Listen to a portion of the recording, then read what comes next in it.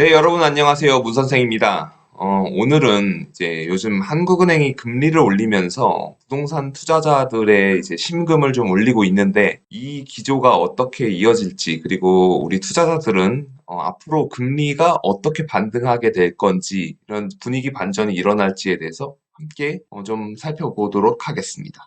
먼저 한국은행이 금리를 인상했습니다. 그리고 이제 중요한 건 저금리 시대가 그러면 다시 올까? 왜냐하면 이제 저금리 때문에 부동산 시장이 굉장히 유동성이 풍부했고 그로 인해서 시장이 뜨겁게 달아올랐었기 때문에 저금리 시대가 다시 올지에 대해서 좀 살펴볼 필요가 있고, 그렇다면은 지금까지는 어떻게 초저금리 시대가 가능했었는가 이렇게 한번 둘러보겠습니다. 먼저 이제 0.25%포인트를 올려서 1.75%가 됐습니다. 이건 이제 한국은행이 정하는 기준금리이고요. 이 기준금리가 올라가게 되면 시장금리에 영향을 미쳐서 주택담보대출이라든가 신용대출 금리에 영향을 주게 됩니다. 근데 이제 뭐 0.25%포인트 올린 게 그렇게 대단한 변화냐라고 생각하실 수 있는데요. 작년 8월만 해도 한국은행의 기준금리가 0.5%였어요. 그때 당시에 주택담보대출을 혼합형 대출금리를 받았다. 이 혼합형 대출금리가 뭐냐면요. 뭐 5년 고정에, 그 다음부터는 변동금리 적용한다는 그런 주택담보대출을 혼합형 대출금리라고 합니다. 그게 2.9%라고 했었는데요. 그럼 만약에 어떤 분이 집을 사시느라고 3억 5천만 원 정도의 대출을 받으셨다. 약 10억짜리의 집을 사고 본인 돈 6억 5천만 원에 은행에서 3억 5천만 원을 빌려서 집을 샀으면 1년의 이자 부담이 약 586만 원. 그러면 한 달에 50만 원 정도의 이자 부담을 지는 상황이었는데, 지금 이제 금리가 작년 8월 대비해서 1.75%까지 올랐고, 혼합형 대출금리 5년 고정금리는 4.6%까지 올랐습니다. 그러면 연이자 부담이 거의 988만 원, 거의 1000만 원에 육박하게 되는데요. 이러면 한 달 이자 부담이 원래 50만 원이었던 게 100만 원까지 치솟게 되는 그런 엄청난 변화가 오게 되는 것입니다. 그래서 단순히 아예 1% 정도 더 오른 건데 라고 치부할 수 없는 것이죠. 이 금리가, 즉 말하자면 금리 인하를 포함한 중앙은행들의 양적 완화가 전 세계 부동산 시장에 엄청난 유동성을 공급했고, 사람들은 돈을 말 그대로 싸게 빌려다가, 그거를 이제 자산 시장에 투입해서 자신의 자산을 늘리고, 뭐 투자 활동을 해왔던 것이죠. 그러면 지금 현재 금리가 낮았던 아주 초저금리 시대를 살고 있었는데 이 저금리 시대가 다시 올까를 좀 생각해 봐야 합니다. 그럼 이제 처음부터 생각해 보죠. 왜? 그동안은 어떻게 제로금리가 가능했을까? 2008년 글로벌 금융위기 이후에 전 세계 경제가 굉장히 침체됐었습니다. 이유는 이제 미국이라는 나라의 금융위기가 발생하면서 리먼 브라더스를 포함해서 굉장히 큰 대규모 금융회사들이 붕괴됐고, 그로 인해서 미국의 실업자들이 발생하고 금융 시스템이 멈추는 위기가 오니까 전 세계 경제가 나빠졌었습니다. 그리고 그렇게 나빠진 상황에서 경기를 회복시키려고 중앙은행이 투입돼서 돈을 엄청나게 풀었는데요. 그 당시에 이제 미국이 금리를 내리니까 한국도 제로 금리를 할 수 있었던 상황이 됐던 거거든요. 그리고 또 그런 상황에서 할 수도 있고 안 해서도 안 되는, 즉 미국이 금리를 낮추면 우리도 낮춰줘야 하고 낮출 수 있고 이런 상황이었기 때문에 금리를 낮게 유지할 수 있었습니다. 그러면 지금은 이제 어떤 상황이냐? 미국은 경기가 좋아요. 미국은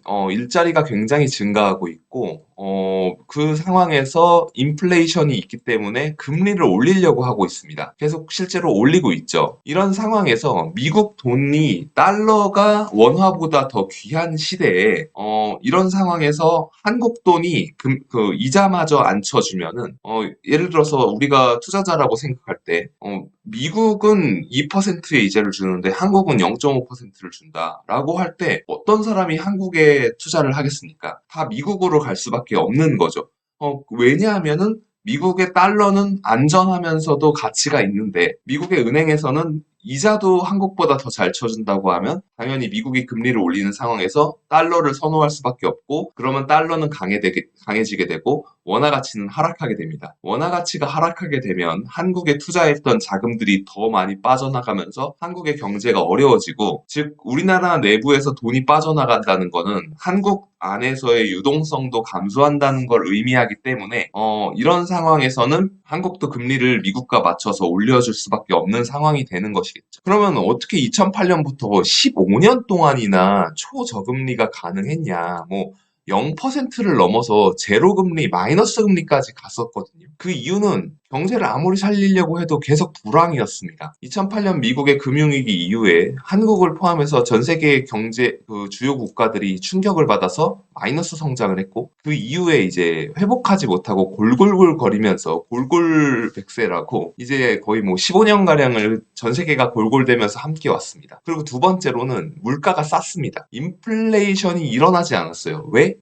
예를 들어서 자본이 많은 나라는 자본이 적지만 노동력이 풍부한 나라, 즉 뭐 중국이라든가 동남아시아나 동유럽, 아프리카 같은 국가들로 투자가 이어졌고, 이런 노동력이 싼 나라들은 약간의 돈을 받고도 저렴하게 물건을 만들어냈고, 미국 같은 선진국들은 반도체를 설계하고 애플의 아이폰을 설계하고 디자인함으로써 그 디자인한 것들을 한국과 대만 같은 이 제조업을 잘하는 나라에 맡겼고, 대만이나 한국같이 제조업을 잘하는 나라는 그 제조업, 반도체나 전자제품, 뭐 전자기기를 열심히 만들어서 그거를 전 세계에 수출했고, 그리고 중국은 세계의 공장으로서 뭐 각종 필요한 노트, 펜, 뭐 플라스틱, 그리고 뭐 캔, 뭐 그릇 이런 것들을 아주 저렴한 가격에 만들어내면서 서로 효율적으로 만들어내니까 이 물건들을 제일 잘하는 장인이 많이 찍어내기 시작하니까 단가가 떨어지면서 전 세계가 그거를 다 같이 나눠 쓰고, 그러면서 물가가 내려갔던 그게 글로벌 밸류체인의 승리였고,